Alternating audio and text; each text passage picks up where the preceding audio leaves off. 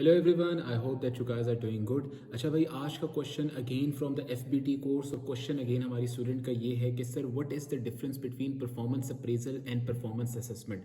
यार, जो मेरा कोर्स है उसके अंदर टॉपिक नंबर 17 के अंदर, एफबीटी के टॉपिक 17 में जो मैंने नोट्स प्रोवाइड किए हुए हैं उसके अंदर एक डायग्राम है बड़ी प्यारी सी, परफॉर्मेंस अप्रेजल के नाम से, जिसमें आप ये सीखते हो कि सबसे पहले हम लोग अगले साल का क्राइटेरिया सेट करते हैं कि हमारे एम्प्लॉय ने अचीव क्या करना है, क्या उसका गोल होगा। फिर हम लोग उसके अगेंस्ट सेकंड स्टेप में देखते हैं कि भाई हमारे एम्प्लॉय ने क्या वो जो क्राइटेरिया था उसको अचीव किया, जो गोल हमने उसके लिए सेट किया था। Is our employ achieving, has our employ achieve that गोल।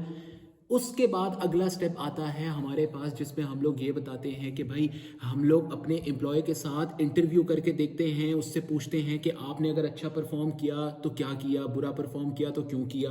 ठीक है, फिर हम लोग नेक्स्ट ईयर के बारे में बात करते हैं कि भाई अगले साल अब आपका क्या क्राइटेरिया होना चाहिए, और फिर फॉलो अप करते हैं। जो चीज़ें हमने बात की होती है वो सारी फाइल बना के एचआर को सबमिट कर दी जाती है, और इसके अलावा बाकी फॉलो अप प्रोसीजर्स होते हैं। द मेन क्वेश्चन इज कि what is the difference between this performance assessment and performance appraisal. देखिए, एफबीटी के कोर्स के अंदर ये डायरेक्ट डिस्टिंक्शन नहीं गिवन कि परफॉर्मेंस असेसमेंट क्या होती है और परफॉर्मेंस अप्रेजल क्या होती है। इसको समझने के लिए आप यूं समझें कि भाई परफॉर्मेंस असेसमेंट जो होती है वो एक छोटी सी चीज है, performance appraisal is the whole thing. यही जो डायग्राम जो मैंने अभी आपको समझाई, इसी से समझाता हूं। इसमें फर्स्ट 2 स्टेप्स जहां पे आप एक क्राइटेरिया बनाते हो एम्प्लॉय के लिए कि अगले साल उसने क्या अचीव करना है या अगले दिन उसने क्या अचीव करना है, और फिर असेस करते हो कि क्या एम्प्लॉय ने वो चीज अचीव की या नहीं की। ये 2 पार्ट्स कहलाते हैं परफॉर्मेंस असेसमेंट करना। और जब आगे मूव करते हो तो जिस वक्त आप कहते हो इंटरव्यू लेना है, मैंने एम्प्लॉय का फॉलो अप प्रोसीजर्स लगाने हैं, these 2 next once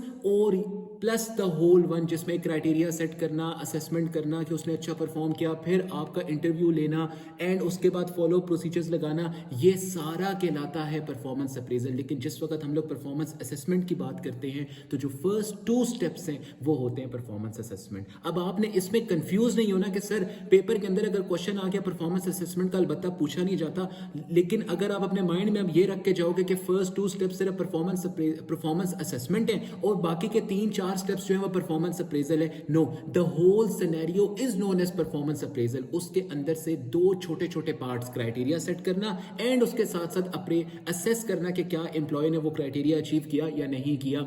this is known as performance assessment. Thank you. अगर आपका ऐसा कोई भी सवाल है तो you can ask me in the comments, या फिर मुझे मैसेज करके पूछ सकते हैं, and I will be more than happy to answer that. Thank you.